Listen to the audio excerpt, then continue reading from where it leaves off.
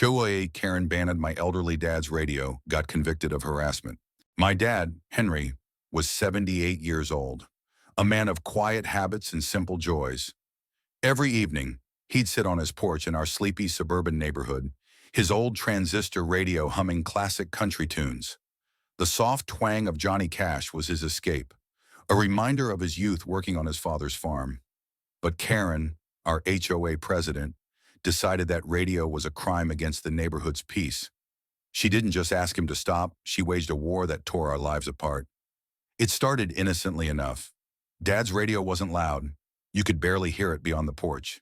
He'd sit there, sipping iced tea, his gray hair catching the evening breeze, smiling at neighbors who waved as they passed. The neighborhood was a mix of young families and retirees, a place where kids rode bikes and folks chatted over fences. Dad was a fixture, loved for his stories and his habit of slipping kids candy from his pocket.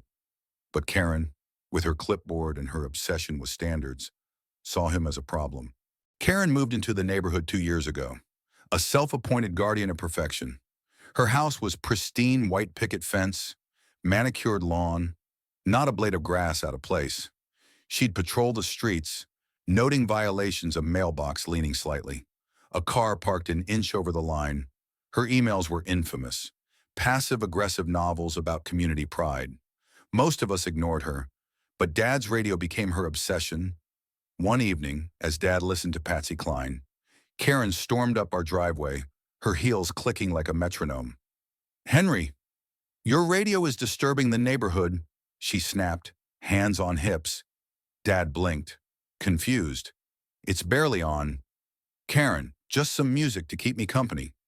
She didn't budge. "It's in the HOA rules. No excessive noise. Turn it off, or I'll issue a fine." Dad chuckled, thinking she was joking. She wasn't.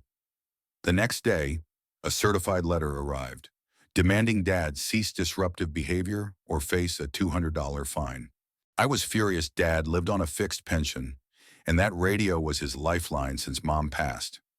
I confronted Karen at the next HOA meeting, a stuffy affair in the community center. "He's not hurting anyone," I said, my voice shaking. Karen smirked, adjusting her glasses. "Rules are rules. Sarah, if you don't like them, move." The room went silent. Neighbors shifted uncomfortably, but no one spoke up. That's when I knew this wasn't just about a radio. It was personal. Karen's campaign escalated. She'd stand across the street, glaring at Dad's porch, snapping photos of him with her phone. She sent daily emails to the HOA board, claiming his radio caused mental distress to residents. She even knocked on doors, rallying support, spinning tales of Dad blasting music at all hours. Most neighbors dismissed her, but a few signed her petition, too afraid of her wrath to say no. Dad, stubborn as ever, kept his radio on, though he turned it down so low it was barely audible. "I fought in Nam," he'd say. "I'm not scared of some lady with a clipboard." Then came the twist I didn't see coming. One morning, I found Dad's garden fence, his pride and joy, where he grew roses for Mom smashed to pieces. Petals were strewn across the lawn, and the wooden slats were splintered like someone had taken a bat to them.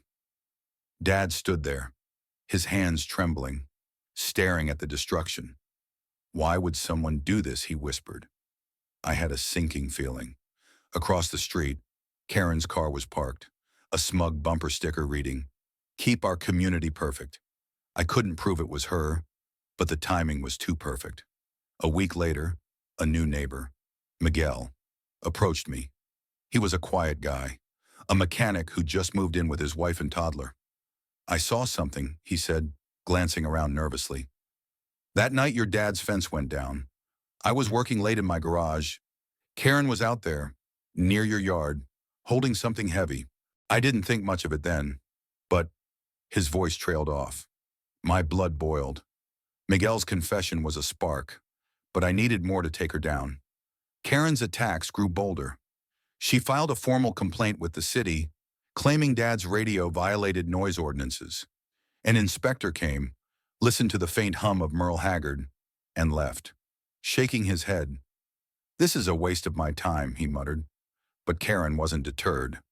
She started a blog, Preserving Our Peace, where she posted exaggerated rants about Dad, calling him a menace and a disrespectful relic. She shared photos of his house, zooming in on chip paint or overgrown grass, painting him as a blight on the neighborhood. Comments poured in, some from strangers, others from her small posse of supporters. Dad stopped going outside. The radio went silent. I couldn't watch him fade. I started digging, determined to fight back. I requested HOA records, combing through Karen's complaints. She'd filed 47 reports against Dad in 3 months, each more unhinged than the last. One claimed his radio caused her dog to lose sleep. Another said it incited unrest among children. I also found neighbors willing to talk. Mrs. Thompson, a widow who'd lived here for decades, said Karen had threatened to fine her for feeding birds. Mr. Patel, who ran the corner store, said she'd harassed him over his shop sign being too bright. Karen wasn't just targeting Dad, she was terrorizing everyone. The breaking point came at the annual HOA barbecue, a sunny Saturday meant for community bonding. Dad, coaxed out of the house, brought his famous potato salad. Karen, presiding over the event like a queen, spotted him and marched over. "You're not welcome here." "Henry," she said loudly, drawing every eye, "your noise pollution ruins everything." Dad, frail but defiant, stood up. "Karen, I've lived here 30 years. This is my home. You don't get to dictate my life," the crowd murmured. Karen's face turned beet red. "You're a disgrace," she screamed, snatching his radio from the table and smashing it on the ground. The crack of plastic echoed. Kids gasped. Adults froze. That was her mistake. Miguel, who'd been watching, stepped forward with his phone. "I recorded it," he said, holding up a video of Karen's outburst. The crowd erupted, some shouting at her, others comforting Dad. I saw my chance.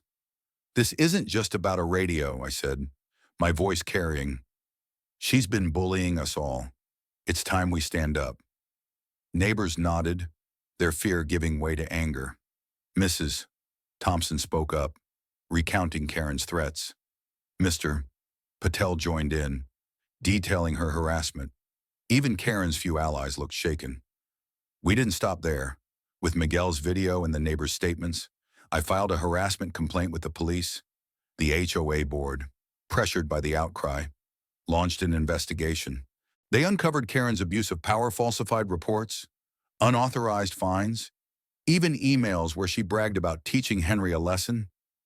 The evidence was damning. At a community meeting, the board stripped her of her presidency.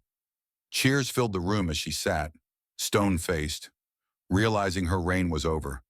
The legal system moved faster than I expected. Karen's actions, vandalism, harassment, and defamation landed her in court. The judge, unimpressed by her tearful defense, convicted her of harassment and ordered her to pay restitution for Dad's fence and radio. She was fined heavily and sentenced to community service, picking up trash in the neighborhood she'd tried to control. As she stood in an orange vest, sweeping the street, neighbors walked by, some ignoring her, others whispering. Her perfect house went up for sale a month later. She couldn't face the shame. Dad got a new radio, a shiny one with better speakers. He's back on the porch now, playing Willie Nelson, waving at kids who ride by. The neighborhood feels lighter, like we've reclaimed it. But the scars remain. Dad's quieter now, less trusting. I wonder how many others Karen hurt before we stopped her. What do you think was justice served, or should she have faced more consequences?